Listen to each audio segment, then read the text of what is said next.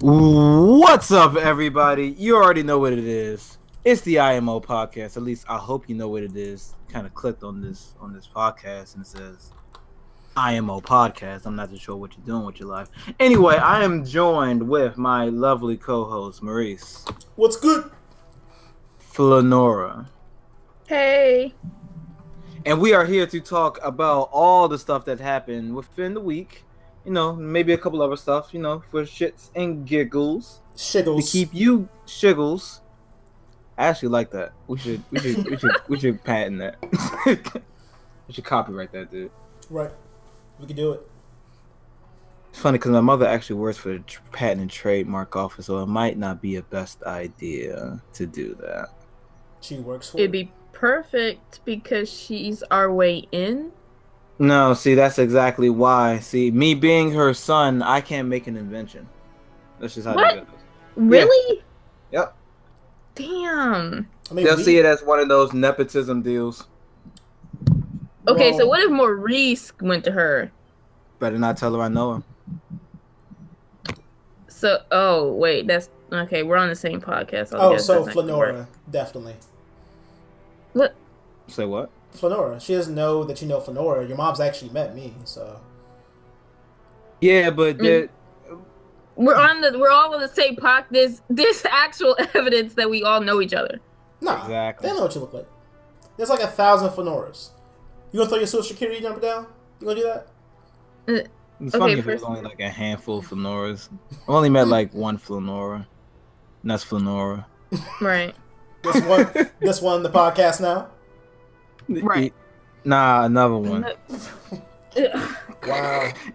Anyway, what we got on the sticks today, sir? It's a keyboard and mouse. I don't know where the stick part comes. It's Destiny 2 beta. Okay, so you're just gonna... You can definitely play... Fuck you, dog.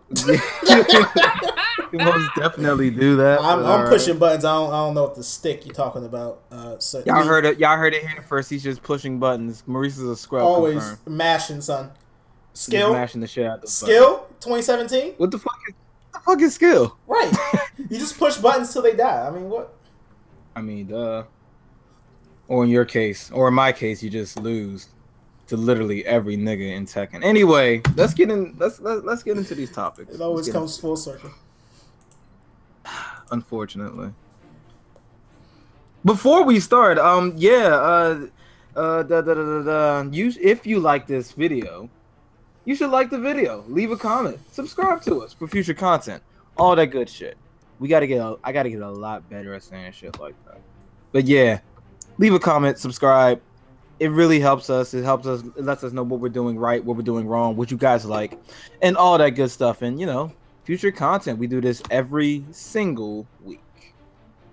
All right, moving on. All right, so before I get into this, and this is mostly directed towards Maurice because I already know he doesn't know what the fuck it is. Maurice, you know what a carnival is? Is that an album?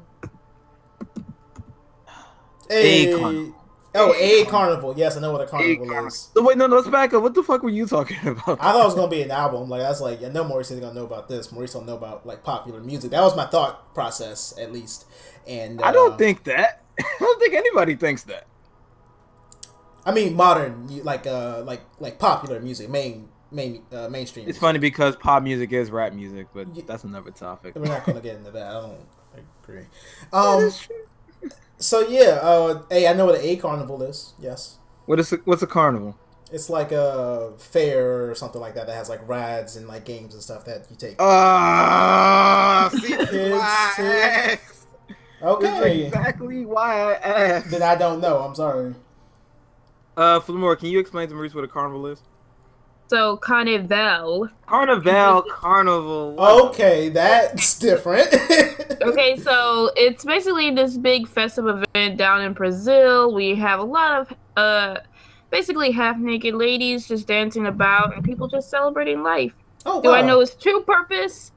I don't. I just see like a ton of pictures of Rihanna dressed in the traditional Carnival outfits. It sounds like the purpose is to see naked women, And 2, that skin in Smite that's on this character called Neath now makes a lot more sense. Thank you for explaining that to me. Because it literally says carnival, and it's spelled like the way that I or Americans are like used to seeing it. And I never understood like what was the point. Like, do they do this at the carnival? They just like she looked like a peacock, son.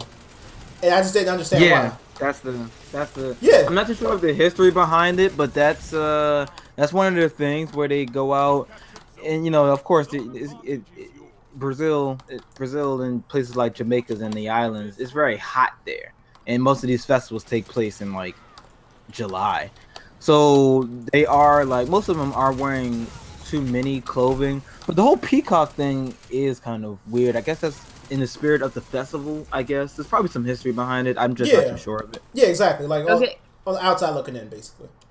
Right, but that was not the purpose of the conversation. It was to bring up exactly what happened at Carnival. Yeah. I just wanted to know the history of it. We should Google that.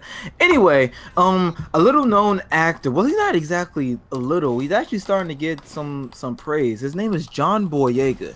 You may remember him from like Star Wars, something that I keep on bringing up in this podcast for whatever the fuck reason. Yeah, what is Star Wars? I don't. Get it's out. Weird. Get out. Never heard you mention that day in my life. Watch the movie Get Out and then Get Out. Did you see Get Out? No, not yet. Fuck me. That is on my watch list. Oh, you didn't see it either, Flo? Just because like my students kind of spoiled it for me, I'm just like, okay, there's no point in me watching it now. But there's a part of me that still wants me to watch it. I kind of spoiled myself too. We're still gonna watch it. The movie was great. Anyway, John Boyega has been getting a lot of attention lately for what he did at said Carnival, as Flo would say it. I'm still saying fucking carnival.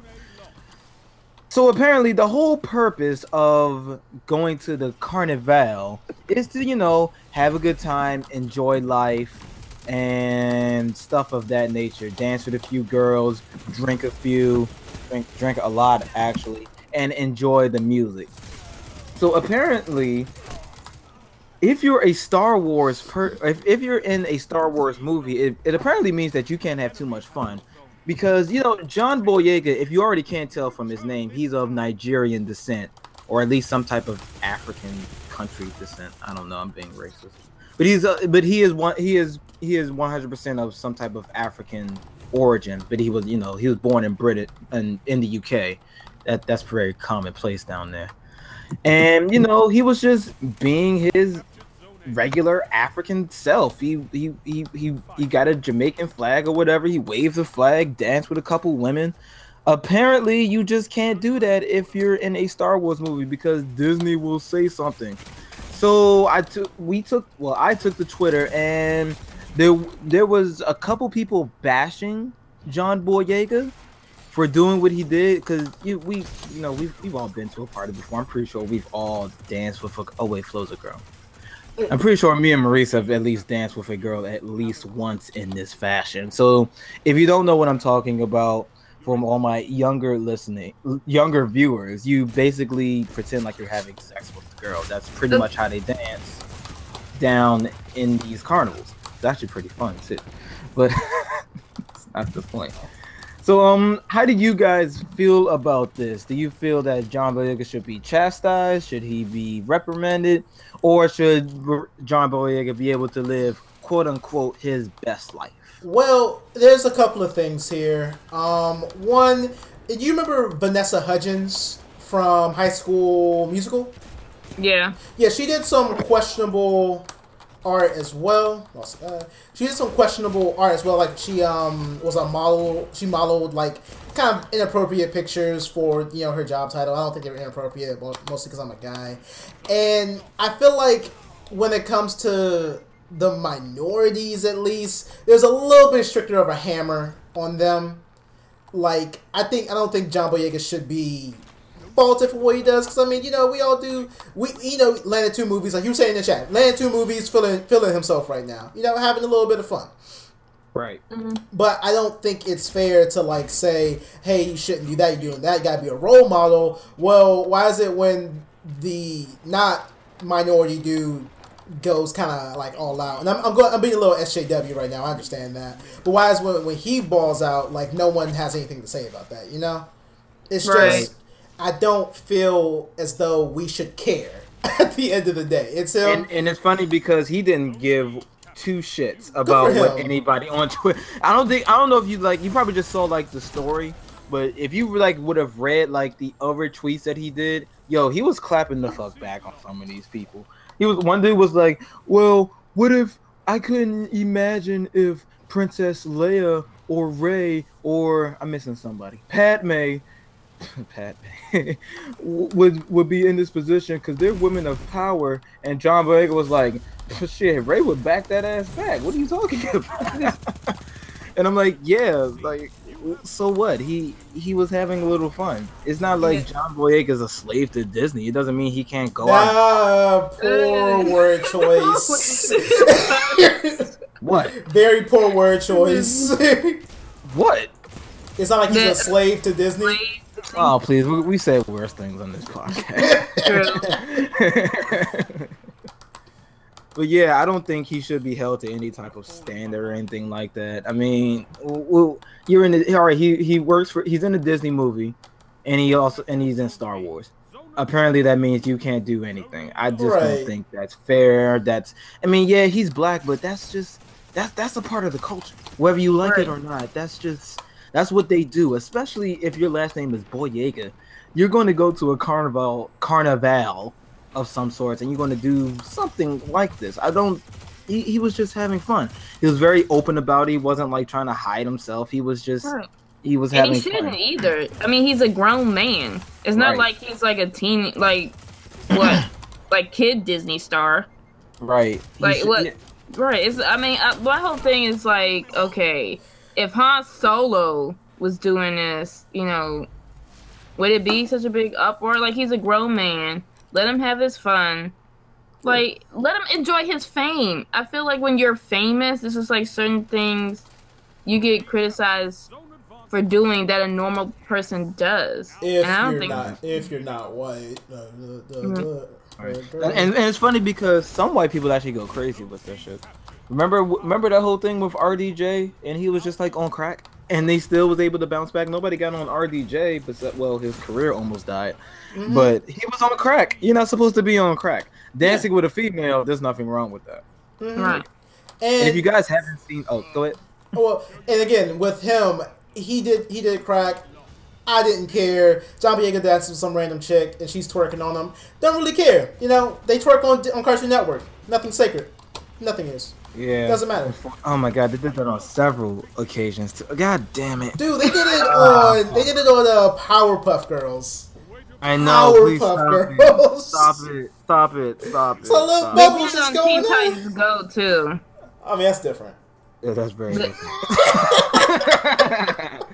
I mean, it was probably funny when it was probably tasteful when they did it, but Powerpuff. Nothing is tasteful when you have Robin doing booty scoot. I think that's what you referred to. She? Robin? Oh, Robin. I thought you said Raven. No. Robin's always smacking his ass, though. I mean, it's clear that show gives no fucks. No fucks. But yeah, and just so you guys know, if you haven't seen that video, by the way, oh my gosh, the girl was so thick too. I would have been in the same fucking boat. I would have did the same goddamn thing if I was John Boyega. You know what's funny? Even if I did have a girl, my girl would have understood. To be honest with you, like that's right, baby. Woo, you go get that girl. Like that's. I don't know if I agree with that part, but yeah. Let me dream. Damn it. Cool. Let me have it. I mean, yeah, sure. Go ahead. Let me have it. That's cool. That's fine. Anyway. Oh, and by the way, Destiny 2 feels amazing right now. 60 FPS. 60 FPS. Yes. Yeah, I'm watching it right now. Yes. 60 FPS. I want that life. I can't have that life. Though. You know, you should probably download on your PC that you have now. It's actually really optimized too. Like I'm running it at max settings right now. That. Yeah. I heard about that. I think it was called the well, I'm not going to mention their names, but it was something similar to the No. I will mention their names, and they said, yeah, like it doesn't even take all that much. It's pretty it's pretty lenient. So recommended settings was like a NVIDIA 970. That's like nothing right now. Right. And you know what? It almost, and I don't care if we're going off topics a little bit. It almost makes me think like the PlayStation 4 couldn't do this. Like I don't know. Maybe I'm just still salty about it. But we can get back to that because I'm still not happy about that. I want to go to the future, and Destiny 2 is going to be here. I want to go to the future with Lord Shaxx and specifically him, no one else. And fight whatever the fuck the darkness is, which, by the way, they never really specify whatever it is. We're just gonna move on from that. Moving on. Here's something that I'm actually interested to talk about for once. We got a couple stills for Luke Cage 2, Luke Cage Season 2, Luke Cage Uncaged, Luke Cage Returned Uncaged, Luke Cage. Why you trying to add to it? Just say Luke Cage Season 2. Nah, because it's gotta have a name to it. Everything needs a name, Flonora. Right. It is the name Luke Cage Season 2. Nah, that's basic. Too basic, in fact. Oh my god. Okay. Anyway, we got a couple stills from the show for. Oh my gosh! Spoiler alert for everybody. I mean, for Jesus Christ! If you even know about the Defenders, you probably already know what the fuck happens to Misty Knight. Let's be real. Everyone's watching. But anyway. Yeah. In the Defenders, Misty Knight gets her arm cut off in one of the most what's the word I'm looking for, Maurice? Cut off, nigga. That shit was chopped off. Chopped off, cut off. Nah. She doesn't have a right arm anymore. She lefty now, boy. Southpaw all day. Southpaw. Not by choice. That nigga just said, nah, yank the shit out. It's funny because I don't even think it was even well done in the show. It kind of just happened, right, you know? Right. Like she's going and she's like she does something. She does a swing. She was trying to save what's her name? The one that's with Iron Fist. Colleen Wing. Yeah, she was trying to save her. I remember her name and you don't. That's actually a good question. Maybe I just have a thing for like Spanish. I mean not Spanish. Asian wow. women. Asian women wielding swords. I think you just have a thing for women wielding swords. But... I actually do. Yeah, you do. If I say try and refute it, you can't. There's a Scarlet son. She was alright. That's my wife, man. Okay, all right. Anyway, we got a couple skills from Luke Cage Uncaged.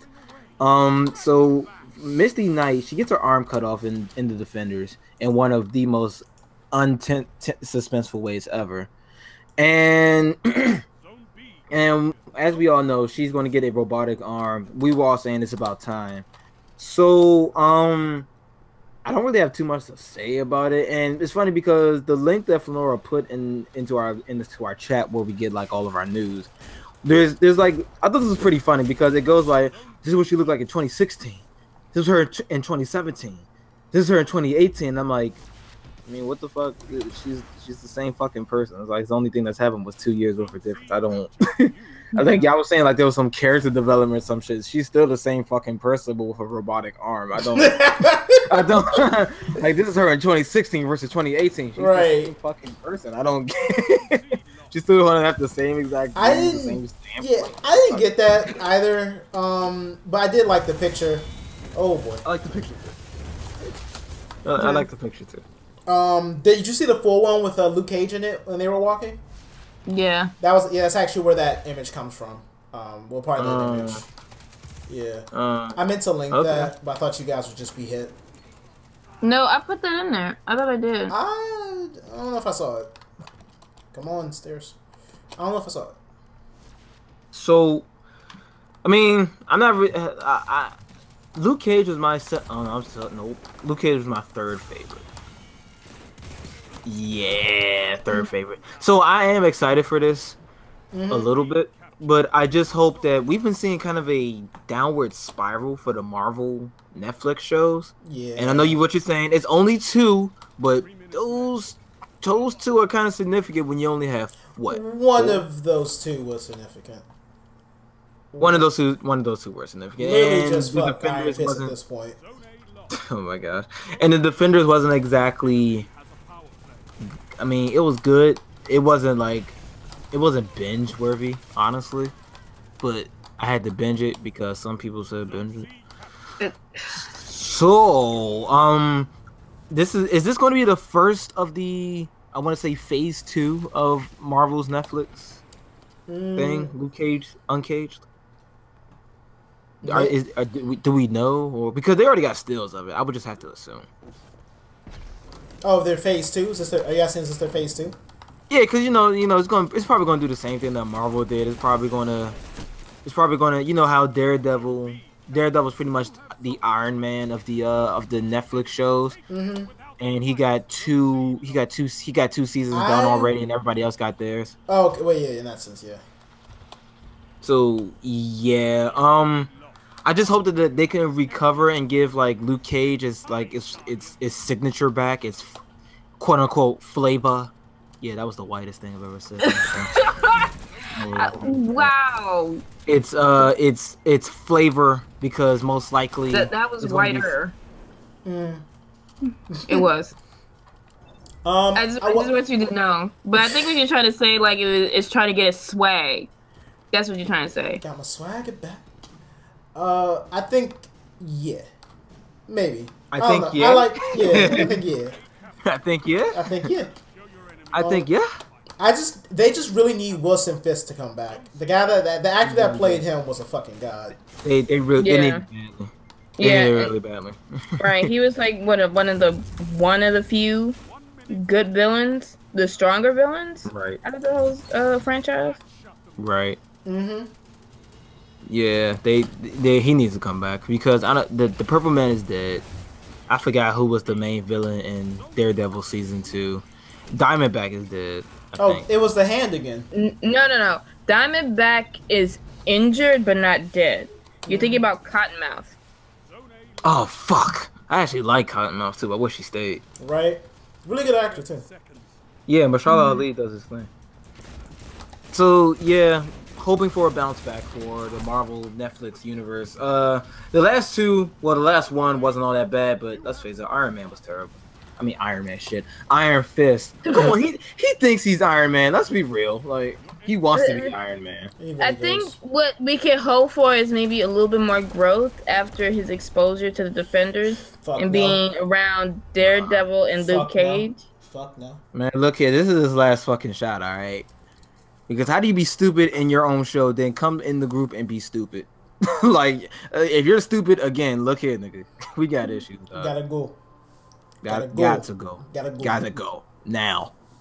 Get him out of here. Right, get somebody else to do that shit. No, that's actually a good segue into the story about the person getting cut.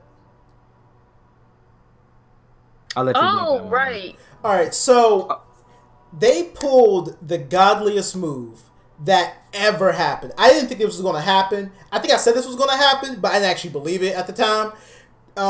Justice League movie, Jesse Eisenberg as Lex Luthor. No longer a thing. No longer a thing. It's gone.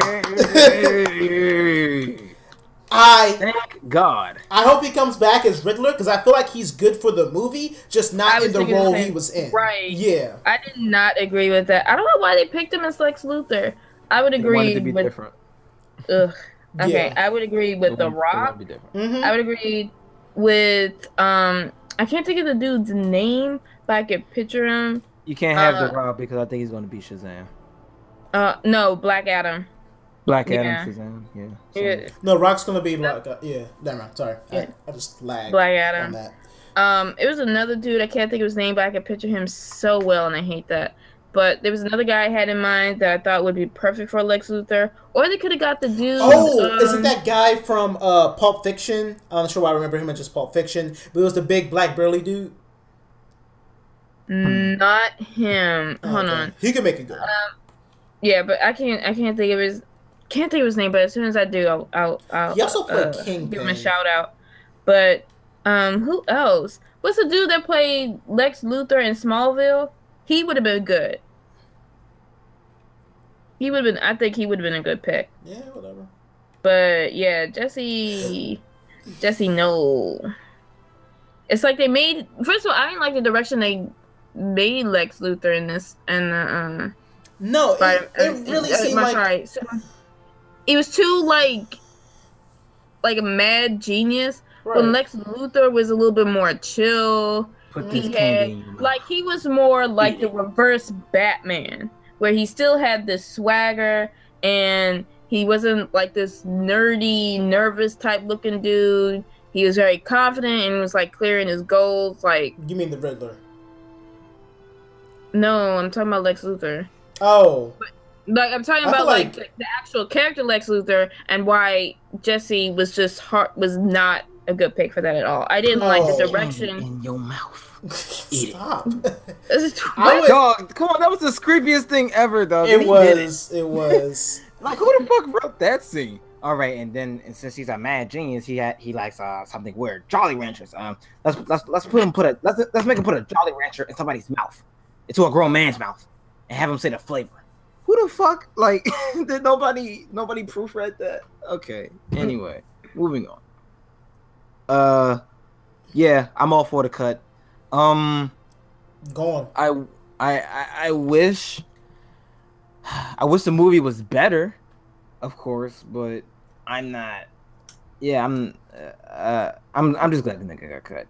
Jesse Eisenberg, he's pretty cool, but he wasn't the right. He wasn't for yeah, he wasn't Lex Luthor, and I can understand trying to do something different. Oh, he's going to grow into Lex Luthor, man. No, I feel like he needs to be already established. Do you guys he's just one of those characters. Do you guys think that if they made him the Riddler and the Riddler was the main villain for the story, would you guys believe that more or be more forgiving of the movie if that were the case? I mean, I think that'd be a little bit too confusing. How? Because they already established him as Lex Luthor. No, that's not what I'm saying. To the Riddler. No. What I'm saying is, in the movie, if his part wasn't Lex Luthor, it was the Riddler. I still say it's too little, too late. No, I mean in the beginning, like if from the jump. Yeah, or an evil Willy Walker for some reason. Since he went play with Jolly Ranchers and all that. Of course you go left field. Of course you go left field. So fucking weird. Anyway, good God. Message. Message. All right. Anyway, so here's something that I wasn't really paying attention to, nor did I cared about. So not everybody. Spider-Man: Homecoming has officially topped or surpassed Iron Man in the box office sales. That raises a couple questions. One, have they accounted for inflation? And two, who the fuck cares? It was a great movie. I don't really see it as that important or that impressive, because I'm pretty sure that a lot of Marvel movies surpassed Iron Man. So I'm not too sure why this one is being ahead. I don't think so. Avengers 2. I'm pretty sure Guardians of the Galaxy probably 2. Maybe Ant-Man. There was a surprisingly good. You had me like for a second, and then completely lost me. There was a lot of people who turned out for Ant-Man, a lot more than what people would have thought. I mean, granted, it was better than what I expected it to be, but I don't think it reached the level of Iron Man or the Iron Man franchise at all. Well, why is this so important? Why are we holding this Spider-Man movie to such high expectations? Oh, it's only because of the meme that came with that announcement. Is that scene where Iron Man confronts Spider-Man after like almost killing everybody on the boat. A spoiler if you haven't seen it yet. And then he was like, "I want you to be better than me." And then you have MJ on the side saying, "Oh, too late." You mean that scene where he just bases the fuck out of Spider-Man? He leaves the suit. Look here, little nigga. Let me say yes. I'm gonna slap you until next week. I don't give a fuck about your powers. I'm an adult. I'm talking. Go home, but go the fuck home. I love that thing. He doesn't say it like that, but I wish he did. It was the dramatized version. It was the version that we needed, but not the version we got. Exactly. Unfortunately, there's not really too much that we need to talk about on that, but yeah, Spider-Man it did well in the box office. Like, come on, Spider-Man's with the Marvel Universe now. I think that was almost expected, but a lot of people were getting burnt out from Spider-Man, so I guess I can see some people's point. Because I actually know some people who did not go see the Spider-Man movie just because they had 5 other Spider-Man movies and it rebooted itself twice. So I guess there's a point there, but come on, Spider-Man, Iron Man, he's gonna be with the Avengers. How can you not like that? Like, you know you're gonna go see it. I almost want to go see it twice. And I was very, very pleased with the fact that they just skipped past the Uncle Ben shit. Yo, I was very happy with that. Like, you don't even know. Can you imagine going to a Batman movie and not seeing that his parents died in any way, shape, or form? He just starts off, "I'm Batman, bitch." It's funny because Batman vs Superman almost did it. No, but they had to sneak that shit in. What do you mean, I was like, almost? why do we even need it? Wait, what do you mean almost? That shit was in your fucking throat by the time you sat down at the theater. Martha. Okay. So that shit was too much. We didn't even need it. Like, seriously, you could have saved 10 minutes. I think they kind of set that up for Flashpoint. How? Because you know in Flashpoint, is it now that Flash messed up the timeline? So instead of like Bruce becoming Batman, Bruce gets killed. His mom becomes Joker, and his dad becomes Batman. So I think they kind of just. What does that have to do with Batman's origin, though? In the beginning of the movie, like we already don't know what happens. Okay, but I think they just wanted to see like the characters and who would play it, because that was the whole thing. Like, that's all the memes I saw. It's just they have the chick from Walking Dead dressed up like a Joker, and the dude that played Negan as Batman. That's what the fans wanted. They immediately did the Photoshop and posted that online. So it's to build up hype. But they could have just not done it and then secured them later. Thank you. Like, there was nothing in that. I don't think anything in that scene that was important. I don't even think they fucking speak. I think they only did that because Superman's mom has the same name as Batman's mom, and that's the only reason that Batman didn't kill Superman. Well, great. That will force them to rewrite the fucking story. so I'm all for it now because that Martha shit made no sense. Just realize I'm right. Just go ahead and give it to me. Just realize I'm right. The scene didn't need to be in there. Let's just call it a day. That's all you gotta do. But I won't. Okay, alright, moving on then.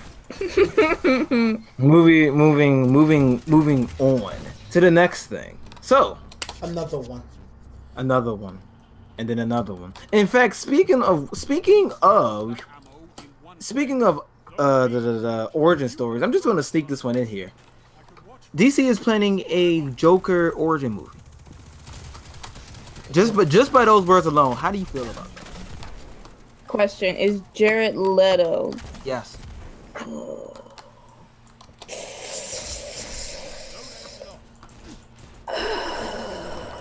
Okay, so you're just being Maurice. I don't know how I feel about it now. I think, much like Iron Fist being in Defenders, I think this is a perfect way to help people relate or connect with, not even relate or connect with, for the Joker to give us a second chance at, like, why should we like him, you know? And he could fuck it up too. I don't know. I think it's okay. But I'm more so of a fan towards the I don't care what my Joker does, or I don't care where my Joker comes from. I just care about what he does. in what he exactly. says. I was just about to mention that. Like, had they gotten the Joker right in Suicide Squad, and we all know how much I hate. But Suicide. it's not about Joker. I hate when people bring that up every time they talk about your point? It was still a bad movie. It wasn't that bad. Okay. First off, it was bad, but I enjoyed it, and it was enjoyable. Right. As long as you turned your brain off. No, like, that's towards that's towards over you. To the other side, Flo. That's towards you, Flonora. Right? No. I'm saying that's towards you, Flonora. Like what? Because you're over here jumping on the fence. You said, yeah, it's a bad... Maurice said, yeah, it's a bad movie. You going, yeah. And I'm like, wait a minute. No, you gave the movie an 8 last time we spoke. That's pretty fucking high, all right? You thought it was a good movie. Do you know what else is at an 8? I thought I gave another movie an 8. It was something else. No, I gave Defenders. No, I gave Defenders an 8. Yeah, that's pretty high, too. I don't know about that one. Okay. Anyway. Yeah, you gave Suicide Squad some type of I actually like Suicide Squad. I don't know what I don't know what you have a problem with this movie. Everybody keeps complaining about the Joker. It's not about the Joker. It's never about the Joker. That kind of is. It's the Joker about wasn't good in the dudes in Suicide Squad. Harley Quinn, the Joker wasn't Killer good Croc, in it. Dead. Wait, Andre, out of all the villains that was in that movie, who was the top one aside from Amanda Waller? Man, none of them. Damn. No, I mean like their character. Their character. Who was the top one? Character? Not by the character in the movie, but by their character as like being not being in the movie at all, just their character. Like, the villain? Yeah, who was like the top cream of the crop villain? Obviously the Joker. Obviously. So that's the character that you're going to focus on because he's the best fucking villain in that movie. And you know by character. And you know what's and even if you go back and rewatch the trailers, they most definitely like hype up the Joker. Right. In every trailer. Right. Every trailer was about, oh, the Joker's gonna do this, and the Joker's looking something, I don't know. And we get into the movie, there's like 10 minutes of the Joker in it. All right, that would have been cool, but you played up the Joker so much, and we don't get that much of the Joker. And it's okay, like, but that's your fault because if you knew Suicide Squad, how is that my fault? They advertised the Joker. What are you talking about? Better. You know better. You know what Suicide Squad is about. That's you being dumb. Okay, first off, no one could have predicted that they were going to spend like a good chunk of the movie doing a Harley Quinn origin story. No one saw that coming. I didn't see that shit coming. Saying it now sounds weird because there's like 7 other characters we need to focus on. I think they only did that because I think again it's going to segue into the sirens. Okay, and plus, so like, this is the but this is the first time that we actually like see Harley Quinn on a big screen. Like most of the time, like every time we go to a cinematic DC comic between the Batman and the Joker, it's always between them. They have never brought Harley Quinn to the big screen, and I think they wanted to give her that extra time so that they could promote her more when we go into Sirens. That's my theory. Save that shit for her movie, then. Don't bring that shit into a Suicide Squad film. Right. I just don't. But yeah, origin is tied into her romantic relationship with the Joker, which kind of ties in him rescuing her and kind of interfering with the Suicide Squad. Here's the thing, though. They don't even do that. What? We get 3 minutes of, oh, Harley fell for Joker. That's it. Like, we don't. We get that car scene, which was actually pretty cool. I will admit that. But other than that, I didn't really feel that, they were together. I don't get their relationship. I don't know whether it was abusive or supportive, which in the comics is always abusive, but here I just don't know because they don't really dive into it. They should have just made this movie about Joker and Harley Quinn.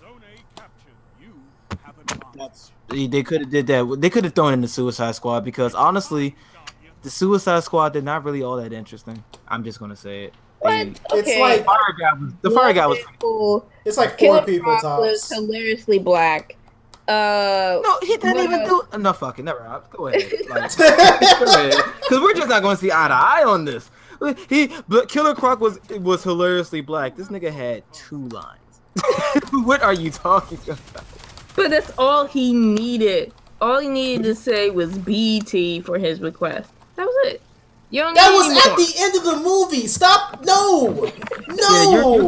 you're giving a pet. I don't even see your arguments. No, you Like, hella you're reaching defeating right your now. Yeah. You are reaching for the fucking stars at this point. Like, stop. No, look, there's only like 4 interesting characters. Katana, because she had a fucking sword, and that's my fetish, and you know that. Diablo, Will Smith character, because it's fucking Will Smith, and Harley Quinn, because everybody loves Harley Quinn. And out of those 4 characters, they only go into one of them. Right. And they They kind of dived in a dead shot a little bit. We learned about his daughter, but it was nowhere near as significant as Harley Quinn. They tried with Will Smith, but the other characters were, and of course, Suicide Squad is doing the anime thing. Was hilarious. He died. Oh wait, no, he didn't die. That was the other nigga. No, you're talking about the rope dude. That's how interesting. That's how much they fleshed them out. I can't even tell the difference at this point. Well, to be fair, he did his job correctly. It's always supposed to be like that one character that just dies offhand. Like, I think the last... Okay, so yeah. So, he did his job perfectly. That's fine. That's the Suicide Squad thing. But everybody else, Fair enough. Like, all the other characters were like... It does the anime thing.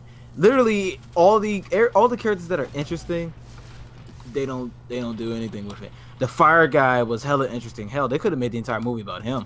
The katana, the chick with the katana, I think her name was Katana, and they don't. Her name is Katana. Right, and she literally comes in the last 20 minutes, half hour of the movie. Killer Croc does nothing. Absolutely. No. No. He was useful when there was water involved. Okay. That was at the end of the movie. That is not. You can't use that as an argument. Yeah. And wasn't he? Then he doesn't have super strength. I could have sworn he did more than that. He didn't do much of anything besides in that fight, which I feel like they could have had. At this point, they probably could have just had 4 characters and been just as good. I don't know. Maybe they'll utilize them more in the sequel. But no, okay, fuck this movie. What? We don't want. I don't want more of this. Have them do something else. I don't want. I want more.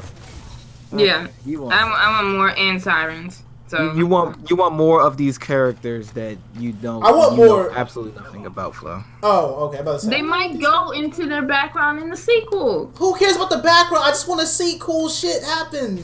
Right. They don't even do that. Like, if you don't go into the background, at least like make them do something cool. They don't even do that. Did you guys see Assault on Arkham City? The what? Assault on Arkham City. Yeah. It's basically animated version of this. Much better. Didn't go into nobody's backstories. Just had shit happen, and it was cool shit. Andre, I wish you could see it. I will like let you borrow my copy of it.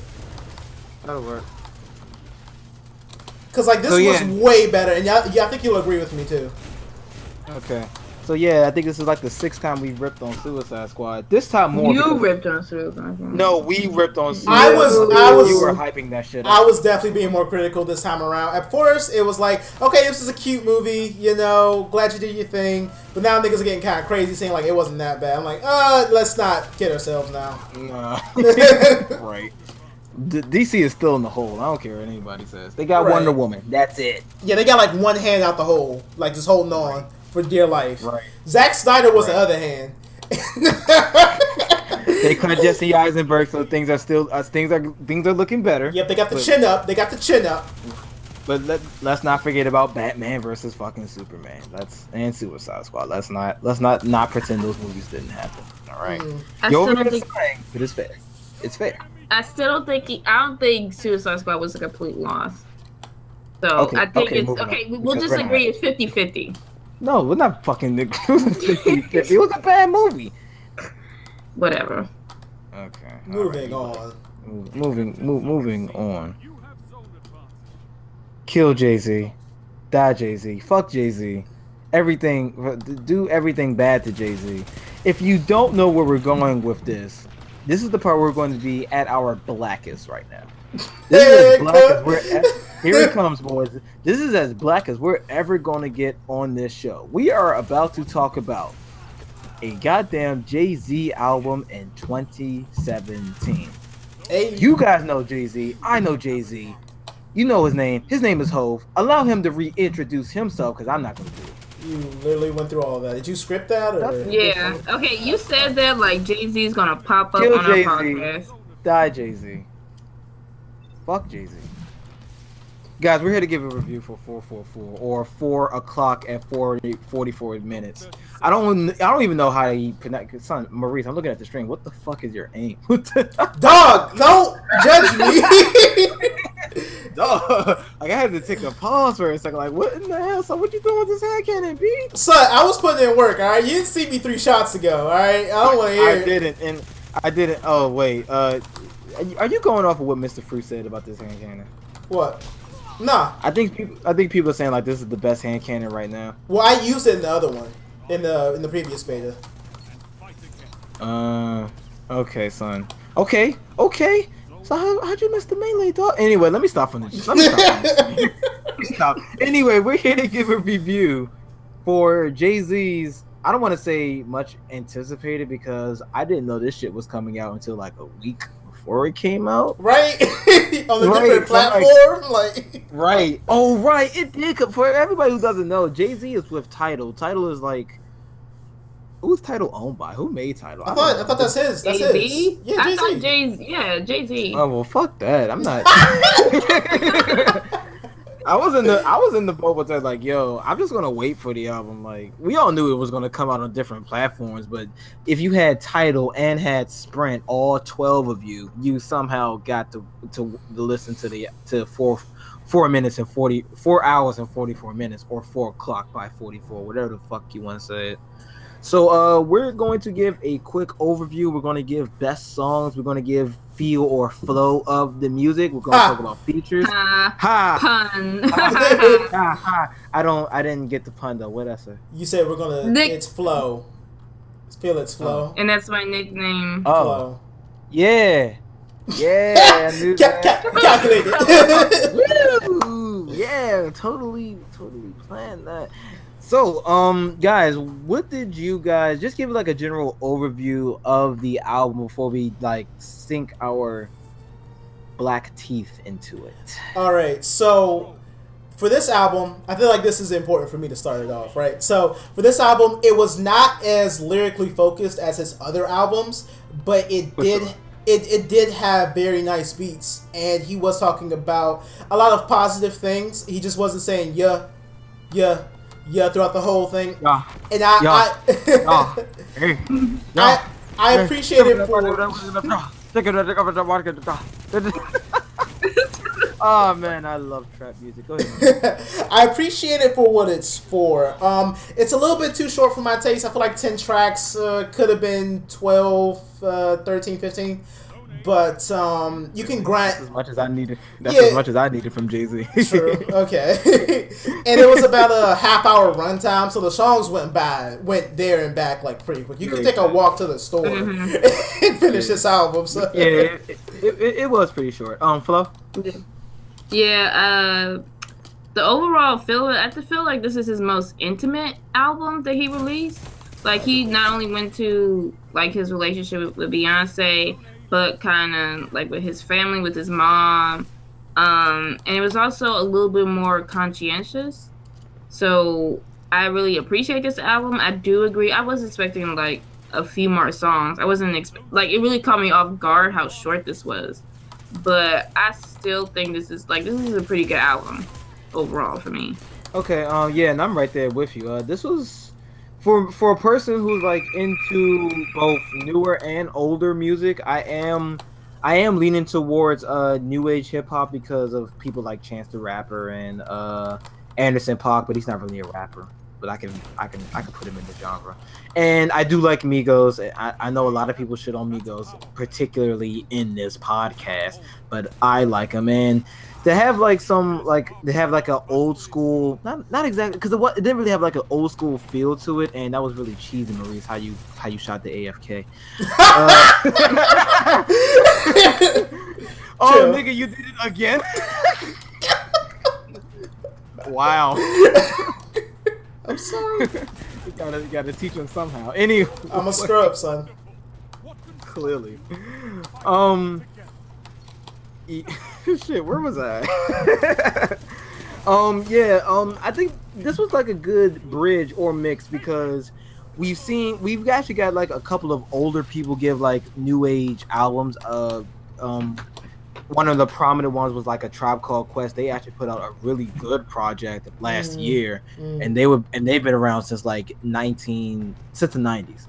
And so to hear Jay-Z, who was kind of in that realm now, then, and just hear him drop a project now, which kind of sort of like he's definitely with like the new age sound, is more focused on production. By productions, I mean like beats, snares, and whatever trumbles. I'm not a music major, all right. So it does kind of shut the fuck up. It kind of focuses on that, but it also brings like a little bit of like old school heavy lyricism to it. There is a couple songs on here that is kind of lyric heavy, but it also brings in like that new school. Hey, let's focus on like the beats and the lyrics. So I would imagine like this is something that Maurice actually pretty enjoyed a lot, because I believe we talked about this before. He said that, hey, he doesn't realize, well, hey, why can't you have like production and lyrics? Well, Jay-Z just gave it to you, and it was actually pretty good. I was not expecting Jay-Z to do this good of a job with, staying relevant to like a newer audience while still catering to like an older audience with like lyrics and stuff like that. So this was I thought it was a really good project on Jay-Z's part. What was that second thing I said we were going to get into?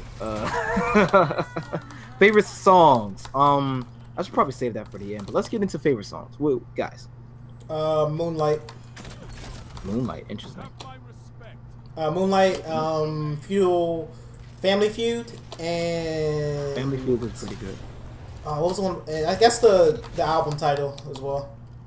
444 was good. For me, obviously, Kill Jay-Z. Like, Jay-Z had like a Kanye moment where I'm probably the only nigga that listens to Life of Pablo, but there was a song on Life of Pablo called the old Kanye or the new Kanye, some shit like that. I like the old Kanye, straight from the gold Kanye.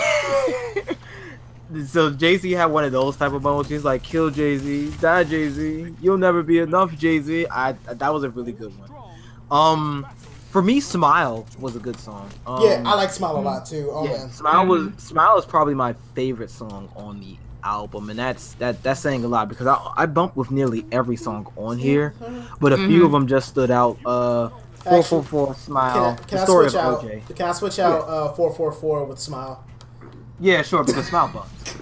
I forgot all about Smile. Seriously, Smile bumps. No. Smile bumps. Yeah, exactly. Yeah, Smile bumps. So we can let that go. The Life of OJ, Smile, 444. It's a story of OJ. Story of OJ, my fault. And I forgot the song he did with Beyonce was Okay. Yeah. The Family Feud. Yeah, it wasn't. Beyond Bay was in the background where she needed to be. Because that wasn't even a sexist shot, because Beyonce has this thing where she just takes over. If she takes over a song, she's gonna take over the whole album. That's just what she does. So they're married. It seems kind of cheesy to have your wife on the feature. I don't know. That's just how I feel about it. Fucking. I think the purpose of the song was more like, okay, they're making amends, because it's like he said, nobody wins when the family feuds. It's better than 1 billionaire 2. So it's more like that album was, I guess, their peacemaking. And that album, but their song was like they're making peace and trying to like focus on like family. So I think that was the purpose of it. I guess I could see it. So I guess Family Feud is going to be on your list. That as well as Story of OJ, Caught Their Eyes, 444, Bam, and Moonlight. Damn, this is half the fucking album. Didn't you just list like half the album yourself? I did 4. Hey, get 'em. Anyway, I would say features, but this wasn't a very feature-heavy album. So I can't really. You had Beyonce, and then you had a couple You have Frank Ocean. You have Damian Marley. Gloria Carter. She was on Yeah. Smile. Mm-hmm. Smile. Son, that song bumps. I'm gonna play that when the podcast is over. Right. That song was godly. Right. Song was godly. Yeah. Other than that, since it's so short, you can't have too many features on it. There's 4 features on here. Mm-hmm. That's all you need. That is all you need. Right. I mean, with Jay-Z, I feel like he could probably pull like a J. Cole and don't have any features on it. And Actually, you know, when I was doing a playlist with these 2 artists, J. Cole actually transitions into this album very well. They are bred. They are cut from the same cloth. Shout out to all my DJs out there. You know, in case I need some information, you know, how to make playlists. That's a good point because my fault. But yeah, I haven't actually listened to For Your Eyes Only, so maybe we could do a review for that coming up soon.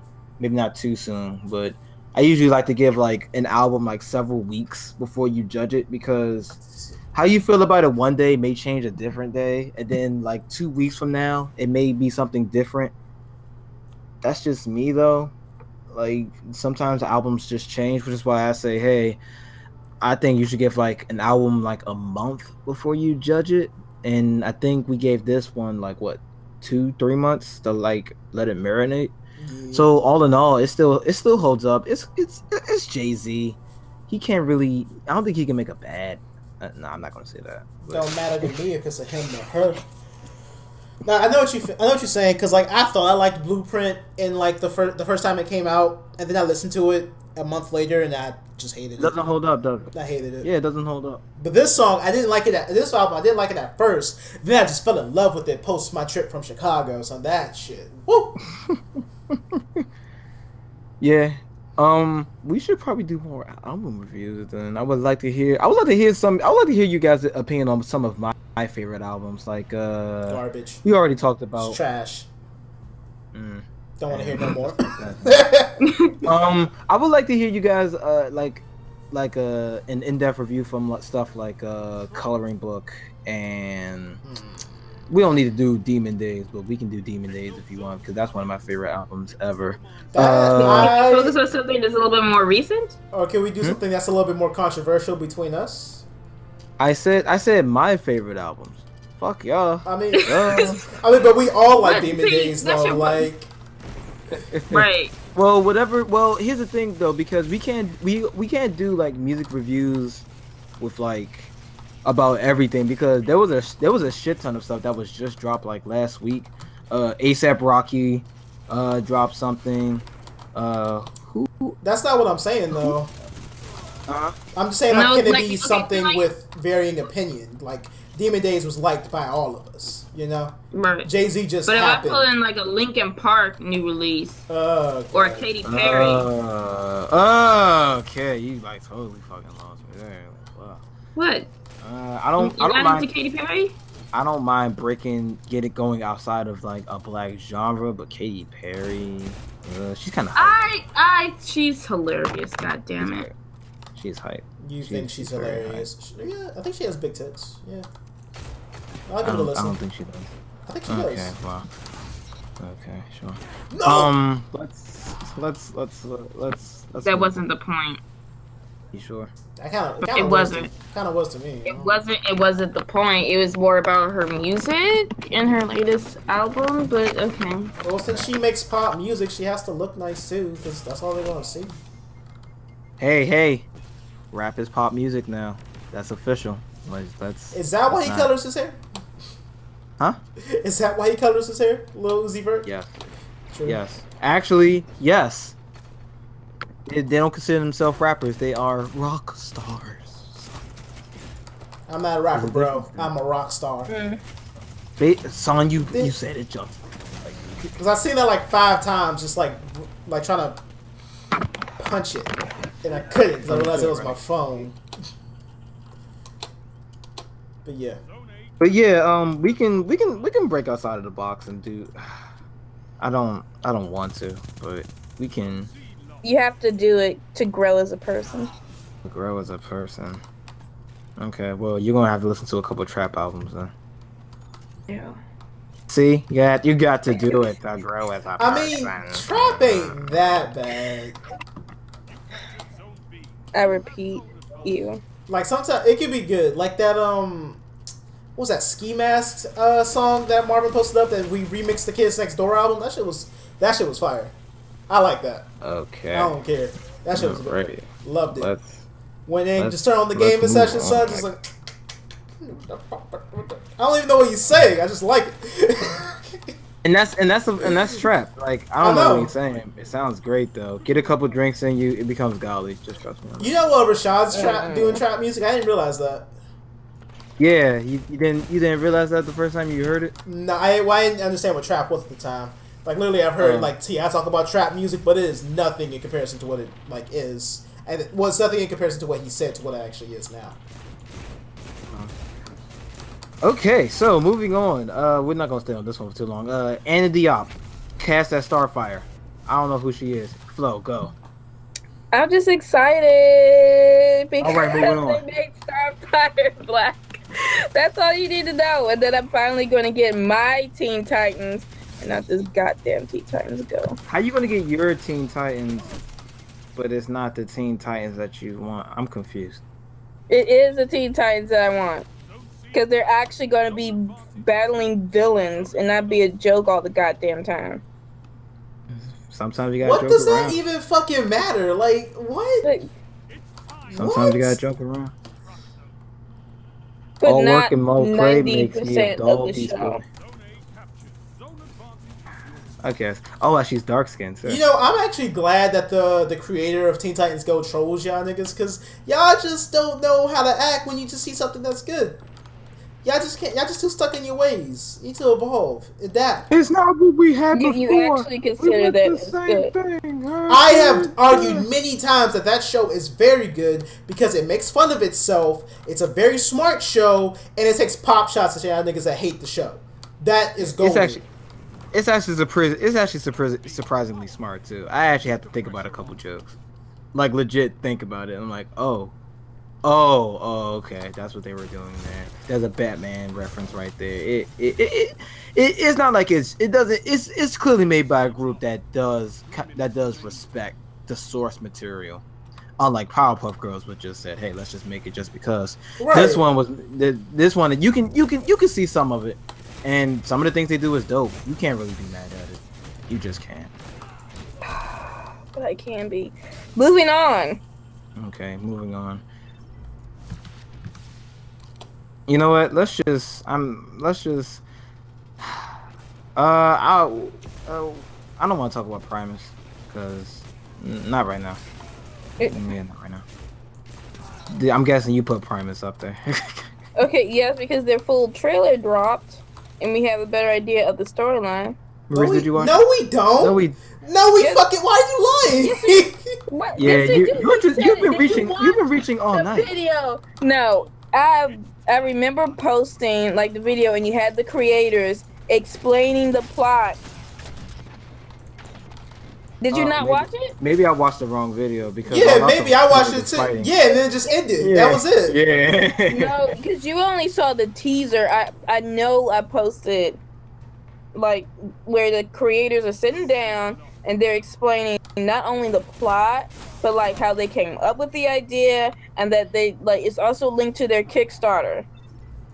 Oh, well, we could do it next show because I didn't watch that. Yeah, me neither. All I saw was just two niggas fighting. That is literally all you posted too. I remember that. I just saw two niggas fighting. They were two niggas fighting. Well, two well-dressed niggas, I will say that. Anyway, moving on. Let's get into these games. Let's get into let's. I mean, we do kind of pride ourselves on being hardcore gamers, except for Flo, which is a third of us. But the rest of us, try. We play games whenever we can because games. If you're not playing a video game, what's the point? Go to work to pay rent, eat, and play video games. I don't really see what else is there to do. To be quite honest with you. So let's get into this news. So, Flonora, okay, so there are these things there are these things called PCs, right? And when you Nigga, put enough money, when you put enough money, when you put enough money, and when you put enough money into a computer, you can build something what we call a gaming desktop. Now, when you get a gaming desktop, you get to play games on a gaming desktop. I swear to God, the next time we meet up, I'm smacking you so hard. Nah, that's fine. Anyway, what's that noise? What noise? Anyway, I heard something. Anyway, so there's a very I can't even say little about this one because this video game is like has been gaining steam ever since it came out, and it's actually gaining. I see what you did there. What did I do this time? Because I don't. Gaining steam. God damn it! It's funny because a little bit about your host, guys. I do the same thing with women. Like I'll start, and Maurice can attest to this. I will start off an actual decent conversation with women. Then fuck up. Hey, how's it going? By walking away and gaining nothing from exactly. it. Exactly. It is the weirdest thing. Like wow. Last time me and Maurice, we were at the mall. We went to the Apple store. And yes, we're going to listen to the store. We went to the Apple store. Why did we go to the Apple store? I don't know. It's Apple. We just went to the store just because we were too broke. I think we were broke at the time. We were in year up, so yeah. Yeah, we were. Oh yeah, we were hella broke. Yeah, so we just went in there just because. So one of the ladies, I don't know what you want to call her, receptionist, seller, the Apple genius, sales associate. Thank you, Maurice. I'm not too sure what Flo was talking about. And you know, you went to the Apple store, they are called the geniuses. Okay, they clearly aren't. What? That's what they call themselves. Regardless of what they're called, they clearly aren't. Okay, fine. So we go in there, and the salesperson, who happens to be kind of cute, actually, nice petite Asian chick. You know, because you got to be some type of fair-skinned person to work in the Apple store for some reason. Damn. I mean, you go into an Apple store, you're gonna see that I'm right. So we start to she tried to sell us something. I think it was like an Apple Watch, and us being broke. One, I'm not getting an Apple Watch even if I had money. Two, we were broke as shit. She was like, "Oh, are you interested in this?" And blah blah blah blah. And I'm like, "Huh, you gonna give me one for free? Ha ha, wink wink." And you know, and you see that, fellas? Hey, fellas, you see the way Flo is laughing? I swear to God, if you can make her laugh, you got her. Oh my God! Take the advice. If you make her laugh, because that is so goddamn corny. Hey, wow. Wait, whoa! For the record, corny works. Corny works. Like, fellas, listen to me right now, fellas, especially if you're like 15. Make her laugh. Oh my God! Make her laugh. That it's a wrap. Women love to laugh, as you obviously saw. Take it from me. Just listen to me. Make them laugh. That's all you gotta do. Moving on. Okay. So why you had to sound like somebody's uncle while you're giving their advice? Because it's got to be done. This is what men do, Flo. Whenever there's an opportunity to teach a young man the struggle, we do it. Hell, even Maurice does it for me sometimes. More often than you think. Way more often. So yeah, I'm talking to her. We're actually having a good conversation. I'm making her laugh. We're talking about this. Maurice does like the expert wingman thing where he just like walks away because he sees your boy was looking out. Your boy was looking out. Your man was there too, man. So he was like so smooth, but he was like, oh. And he just disappeared. Wait, where did Maurice go? Oh, this is a thing. and I even think I got her name. I can't remember though. But anyway. And so I walk back to Maurice and we walk out of the Apple store and I literally go like, oh wait, shit, I could have got her number. And this happens a lot more than what you think. It is the weirdest thing because I am single almost by choice at this point. It is the weirdest thing. It's like, yeah, you know, you could have got. Oh right, could have did that, huh? I thought he did in confidence. Clearly, it was misplaced. It was very, and it's because I'm actually very thick, not that type of thick, but I'm actually thick-headed. It's like, oh wait, could have did this, I could have did that, huh? And that transfers into like literally everything in my life. Oh wait, I could have did that, could have did this. And oh, well. He did not learn from this at all. Hey, it happens. Anyway, to you, had to give y'all that little story. Don't worry, Uncle Andre has got your back. Just call me Uncle Andre from now on. Call me Uncle Dre. That is so fucking weird. No, you pedophile. Yeah, that's on the creepy side. Even though some of you are probably older than me. Don't worry. You know, we all have that one uncle who were older than me. What? Okay. Hey, it happens. It happens in the black community. Okay, just trust me on that one. Anyway, moving on. So there's a game called Battlegrounds, or PUBG, as it's most commonly known as. Oh, we're talking about that. Yeah. Huh. And I know, right? Like, what the hell was the segue? So Battlegrounds is pretty much an open arena type game. This was like one of the newer games in the realm of like, I don't know, DayZ and all the other games. Like, it's kind of like a survival thing. You shoot down from a parachute with literally nothing, and you go into different buildings, scavenge whatever you can find, and try to be the last man standing while the area is enclosed on. It's actually like it's a lot like Rust, except you have to keep resetting. Exactly. And this game is actually making... What's impressive about PUBG is in something what we call in the gaming industry, or any industry really, an early access.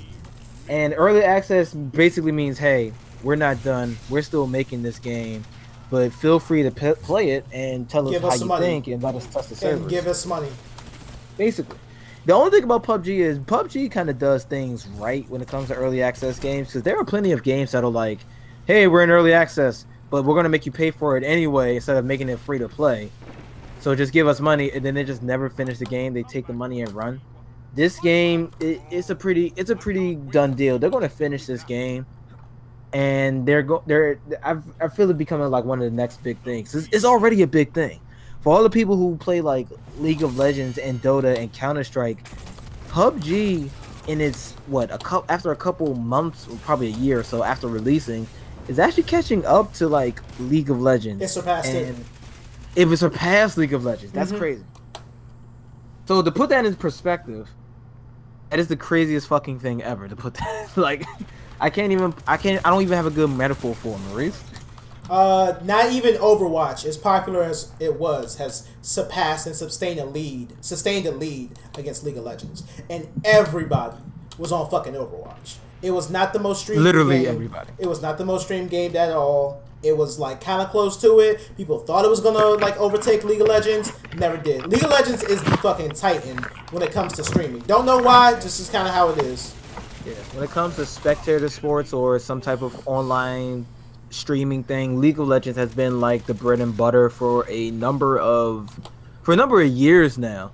And to see that this little game, like, seriously, League of Legends is a juggernaut. This game earns billions of dollars in revenue every single year, and it even has its own championship where it gives away like $15 or $20 million to whoever's the best team in the world. So it's not. It's let's put it this way. The LCS championships is pushing numbers that we don't even see in some playoff games for the NBA. That is really saying something. And to see that a little game, well, not little, but a game that came out a couple months ago that's not even done, come out and beat League as far as, like, it was a number of copies or how many streams are being watched. It was streams, and I think it was during like a significant point. I think like it was during like a league championship or something like that it beat it. That's fucking crazy. So that means a lot of people are doing it. Because if you really think about it, PUBG is kind of like the ultimate game to stream. It's like there's plenty of downtime. It gets really gut-wrenching and hair-raising at times. And there's plenty of time to like interact with your core audience or your viewers who are watching it, because a lot of PUBG is kind of running around. So while you're running around or driving around, you get to check the chat, interact with your fans or whatever. So I guess that's another reason why PUBG is so popular. But seriously, and I played the game myself. I don't think Maurice is playing it. No. Yeah, and it's not for everybody, to be very honest with you. I would like to see Maurice play it, but if he doesn't, it's not really a big deal. I would like to see you play it though. Maybe, I don't know. I don't think it's It a will little make bit. I'm a little. No, it probably would. Definitely would. I just don't think I'm that mainstream right now. Like I'm really hipster right now. This is like not a good reason to not play the game. But Nigga, you playing Destiny? I know it's really not a good reason. And I'm weird as fuck, son. Like I just don't. There's just something about it. It's just not really drawing me to it. I'm not really interested. Let's say it's a bad game at all. Haven't played it. Can't really say it's a bad game. It's just not drawing me in initially. Okay, that's actually pretty fair. Flo, do you have anything to say about PUBG? Do you even know what PUBG is? I've heard of it.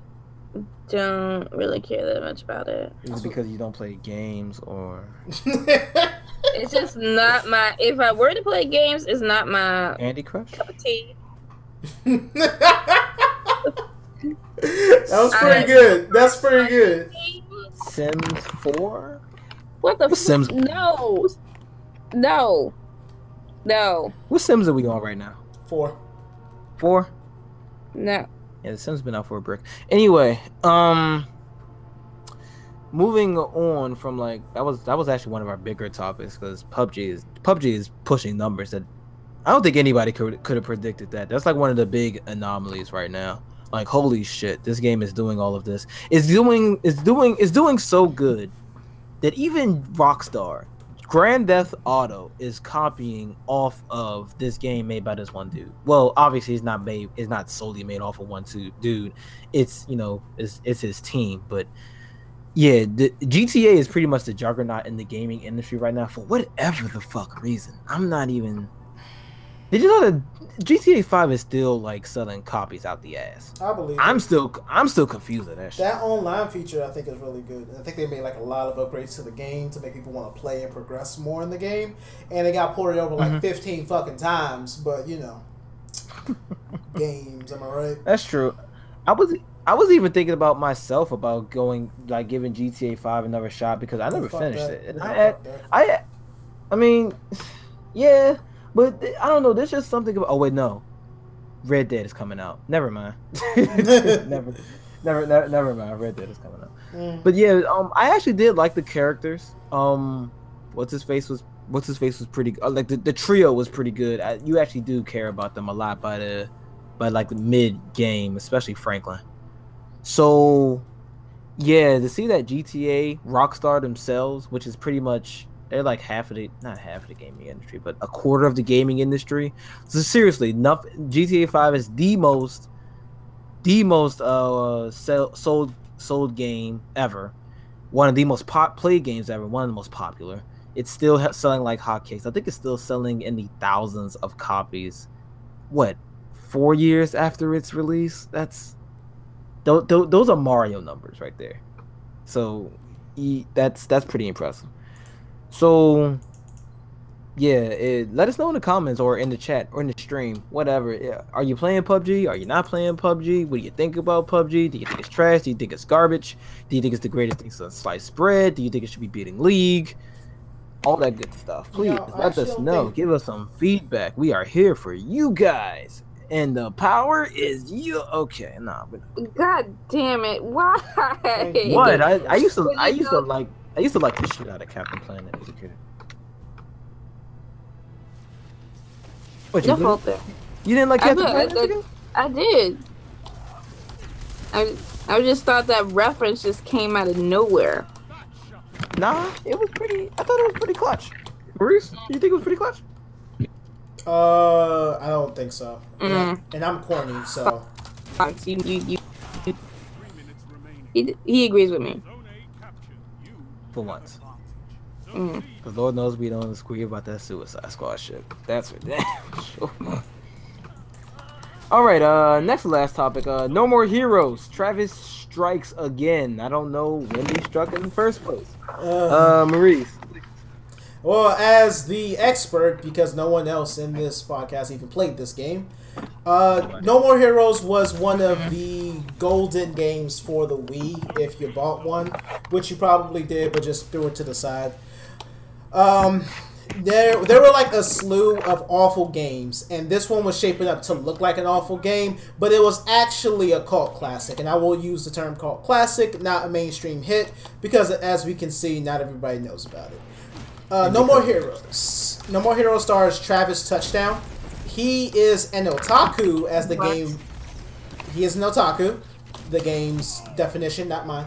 He's an otaku that likes wrestling, likes anime, likes pretty much everything you would like as the listener or us as the speakers, as far as like anime life, video games, etc. He also has a hobby or a goal. He wants to be the top ranked assassin in the world. So the game, as you can imagine, if you couldn't, is heavily focused on the gore. Lots of blood, lots of wrestling moves, lots of beheading enemies. Graphically, not the best thing. Gameplay is not exactly breaking corners, but the story was hilarious. The characters were really fucking interesting as far as the people he has to fight. And the goal, I guess he's a little bit more relatable as the main hero. Like, he just wants to get some ass. And that's the only reason that he's even becoming the #1 assassin, to get some ass. Yeah. And it had two games. Yep, it had 2 games on Wii, one on PS3 that got ported over from Wii. Again, it was, in my opinion, it was a solid franchise. That's about all I can say that you guys would get. So Travis Strikes Back is more than likely the 3rd game coming out, more than likely for the Switch, Nintendo Switch. And I'm really excited for this game because I really loved No More Heroes. The music was great, characters were great, the combat was fun as hell. And yeah, it wasn't game breaking, didn't like reinvent the wheel or anything like that, but it was just fucking fun, especially the grappling moves. Oh yeah, right. And it's rated M for mature. Whoa. Next level. It was on the Wii? Yeah.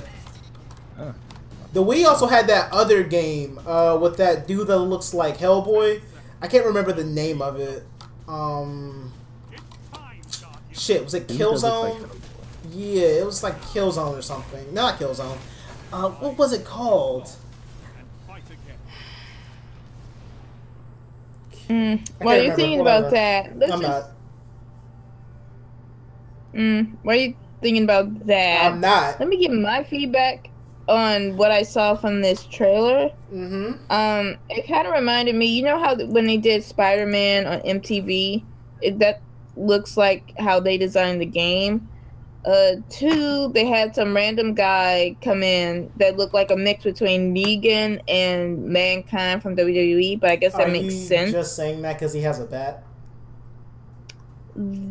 Yeah. It didn't have barbed wires on it. Well, that guy was actually I think he's the father of someone you killed in the first game. So, continuity. Yeah, he mentioned that in the trailer. I think they were trying to do like kind of a Deadpool thing where he breaks the 4th wall. He does do that. Yep. Yeah. I don't feel like they pulled it off as smoothly as Deadpool though. That's just my opinion. Are you okay? I mean, yeah, that's your opinion. Andre. All right. I don't really have too much of an opinion. Cool. All right. Cool. All right. Moving on. Here's a trick bag one. This one is for Maurice. Moving on to another topic. Something very big happened this weekend. Maurice, can you tell me what that big thing was? PAX East. Oh, did that happen this weekend? I think so. That's when the trailer. That's why that's why that trailer was out, because of PAX East. Okay, so no. One of the biggest events in combat sports history happened this weekend. The Floyd Mayweather and Conor McGregor fight, and I already know. Oh yeah. Maurice, you didn't watch it.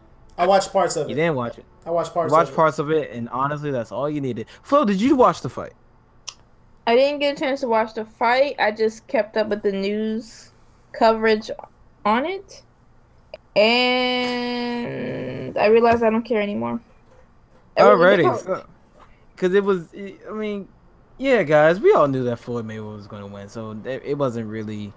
For me, it was just an excuse to get the guys together, have a couple drinks, and enjoy each other's company. So we watched a cold one with the boys. Yes, exactly, son. Maurice, see, we're seeing eye to eye. We're you and me. We're right here. You already know. Right now. I already know. I don't need to know. I know. Son, I already know. I don't need to know, but I already know. But yeah, so what I did was I got a couple friends together. We watched a fight at my house.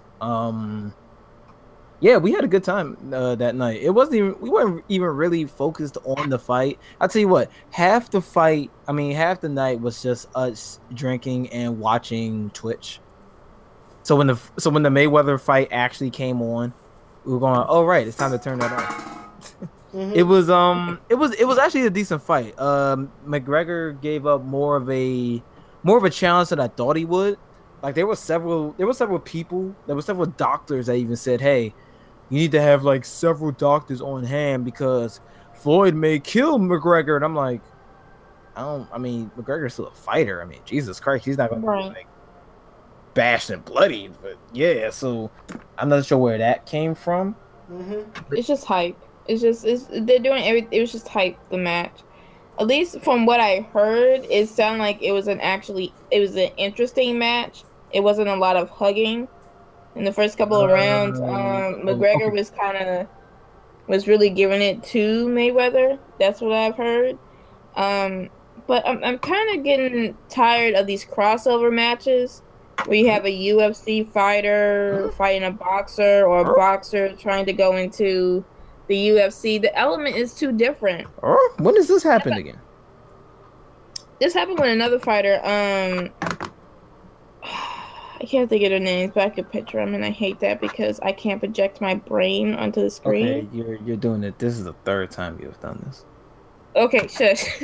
But this has happened before, and I can't give you a specific example, but look, it's just that when you have a UFC fighter, they're only used to like fighting 3-5 rounds maybe, but you have boxers who built up the stamina to play or to like fight for 10-12 rounds. Yeah. So like McGregor was already at a disadvantage, but if you have like Mayweather go into the UFC, he's going to be at a huge disadvantage because it's more than just punching. Yeah. You go into submission kicks. So I think this was only just to try to revitalize the sport of boxing, but at the same time I'm like, I still would rather see a UFC match. Boxing matches still pull out millions of dollars for their pay-per-view events. So I don't think vitalize was the correct word because there is definitely people paying to watch it. But it's dying. How is it dying? I feel like I don't feel like it was big as it was. Like besides Floyd Mayweather, look. Besides Floyd Mayweather, who was like some of the top name boxers right now? I mean, you got me there, but even if you go back then, there were only a couple boxers you could name. Mike Tyson, Evander Holyfield, Roy Jones.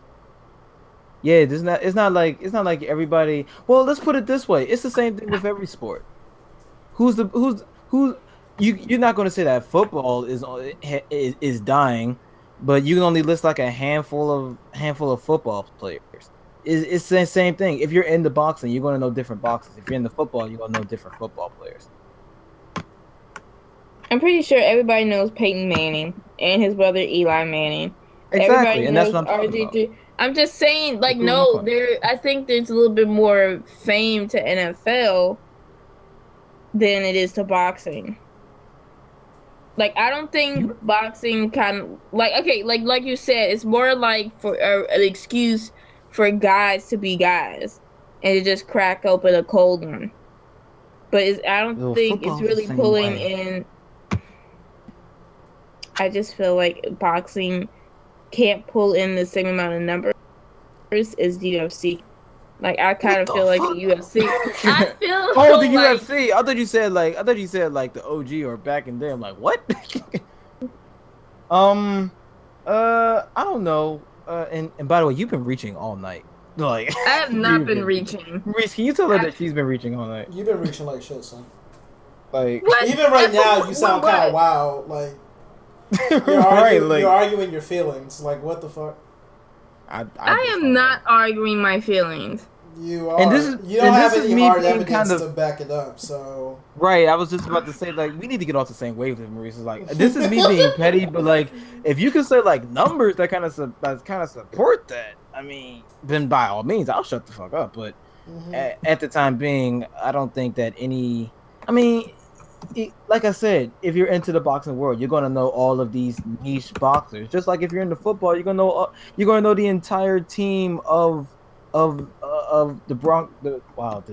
Denver Broncos, not just the quarterback. You're going to know who the running back is, the tight end. I don't know. I don't watch football all that much. I can't even name all the fucking. Let me cut you off there for a second, Andre. So Mayweather has been in 5 of the highest grossing boxing matches of all time. I'm not sure if this is any way to attest that boxing is not dying, but in 1997, 100 million. Oh, sorry. No, that's not Mayweather. Sorry.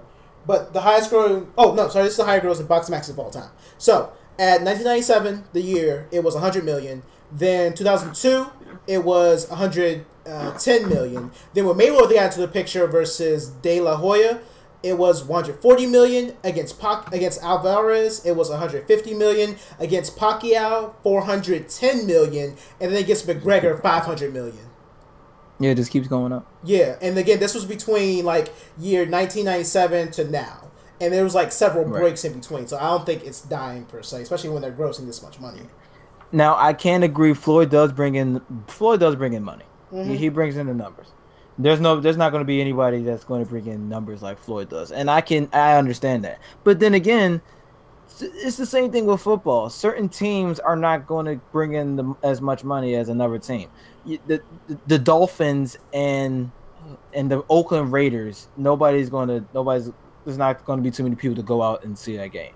But if you see the Cowboys and the Redskins go at it, then yeah, people are going to turn out for that. So it's kind of the same thing. To say boxing is dying, if you're talking about like the art itself, I can't even say that. I was trying to help you out, Flo, but I can't even say that because boxing is more technical. I don't feel that. Well, personally, with me, I feel like boxing doesn't really grab my attention. I think with a UFC match, like I stay on the edge of my seat. Like you can't even blink, and then suddenly somebody's already knocked out.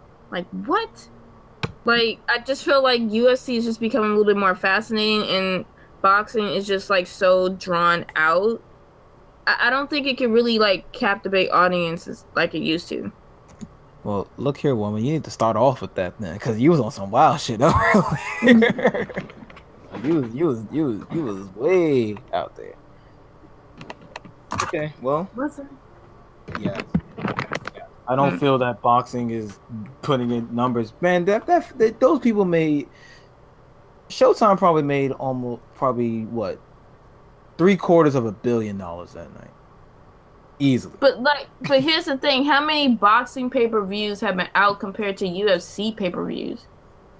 Probably a lot. Now that UFC has started to show like on Fox Sports 1, and probably a couple of other channels, and parts with their partnership, I think they've created some type of partnership with the WWE because a lot of their people been going back and forth there too. So, well, you're thinking it's dying because there's something new and fresher on the block. It doesn't exactly work that way, in my opinion. Like there have been plenty of games since Grand Theft Auto came out, but Grand Theft Auto was still selling like hotcakes. But so I just don't see it myself. But I mean, I can see your point. Is you're saying that hey, UFC is the newer thing. It's more fascinating. A lot of people are like buying their pay-per-views, but people are still buying boxing pay-per-views as well. Some UFC fights may outsell some boxing pay-per-views, but as you just see, some boxing pay-per-views is going to outsell the UFC stuff. So it's a balance. It's a give and take. So I don't Would you say that boxing is dying? Looks like the highest they've gotten in one match is like 90 million. That was McGregor versus Aldo in 2015. Really? Really. And I'm pretty sure that could, but let's put it this way: UFC fights, they don't make nowhere near as much as boxers. Let's just get that out the way. Yeah, that's what I'm saying. Like, I definitely don't think they're making more. And I think didn't like Floyd Mayweather take more money home than McGregor did? Because he won. A hell of a lot. No. Because like I know when like the person wins, their purse is bigger, and then the person, yeah. So I don't think that makes. Do a fact check on that because I don't think that's. That exactly how it goes, except for like in the UFC around it. At least I think they get. At least I think they get paid before the fight. I think they get paid after the fight. That makes no sense to pay them before because then they could just back out. What if they don't make weight? Floyd Mayweather already knew how much he was going to make before the fight started. Because I'm pretty sure that was in the contract. Now you're confusing me. You just said whoever. I'm pretty sure, like in the contract, they had whatever signed to make the match official, or whatever. It states like how much a person will get. So you do realize, like both fighters. Okay, you know that both fighters get paid, but the one that wins gets more. Otherwise, what's the point? Championship, respect. Right. Okay, but money too. Okay. I don't know. I would actually that's because I don't want to talk about it because I don't really know. Yeah, I just don't know. But let's put it this way: that Floyd's base pay quadruples Connor's base pay. That's just how that goes. So I'm not too sure like the statistics. I could be wrong, and if I am wrong, I will admit it. But yeah, Mayweather's going to make more money. And I think that's before he actually won. I disagree because it makes no sense to pay a fighter before the fight. Usually with professional boxers, they get paid by round. Yeah. So however many rounds you go, you get that much money for the round. All right, so I looked it up, of course. Nevada State Athletic Commission confirmed on Friday night the minimum each fighter will earn is $100 million for Floyd Mayweather and $30 million for Conor McGregor. So Floyd has already made more than triple to what Conor is going to make, and he did not win. This was posted before the fight. I can't see the date, but. But they said that was what they were going to earn afterwards, or is this like it actually states what they got beforehand? I think I heard base pay. Yeah, like there's got to be like some type of contract. Hey, we're going to give you this just for doing it, and whoever wins will probably get this. But even still, even if Conor McGregor won, he probably still would not have got paid as much as Floyd. So the whole argument is kind of pointless. Okay, so you're talking about base pay, but I'm talking about like the purse that they win afterwards. I mean, okay, so fuck whatever they win afterwards, right? The fact that they even started off like with McGregor making much less money than Floyd, right? That definitely means that they do not get paid as much.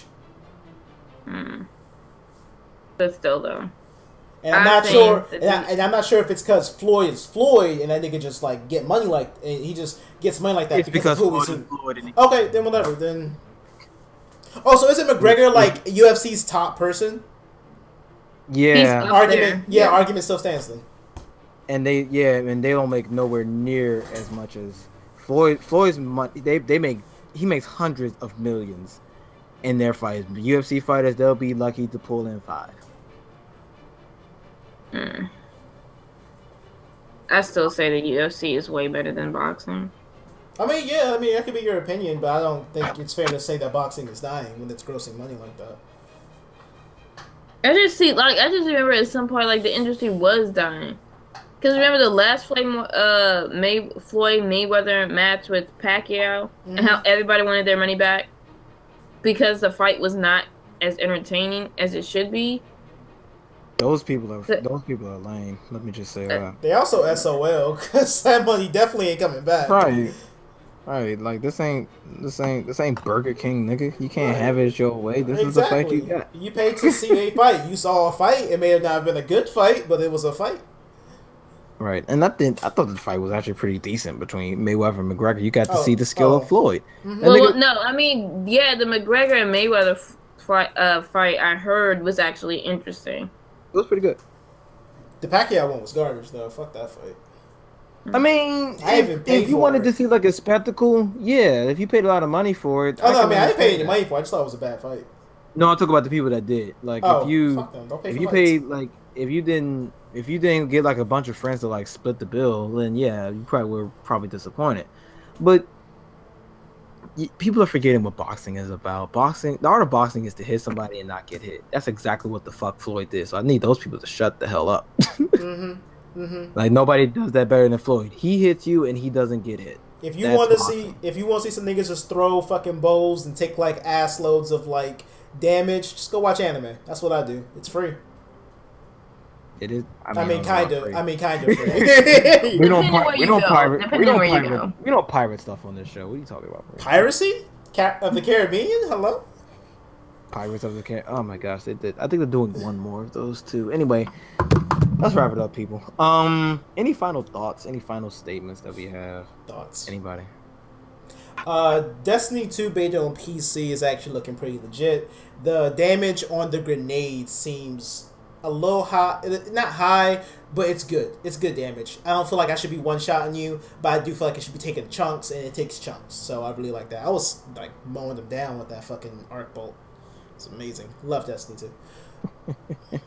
Okay, so that's a yay for Destiny 2, and I'm probably going to be late for the Destiny 2 train because by the time I get my gaming rig, it'll probably be at least 6 months old by then.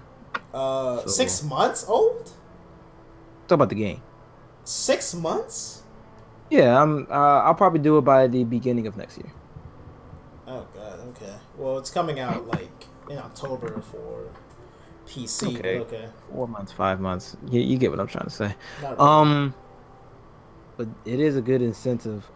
It is a good incentive for me to get a gaming desktop because, oh my gosh, 60 FPS Destiny. What more do you want? What more do you want? Flo. Bitches.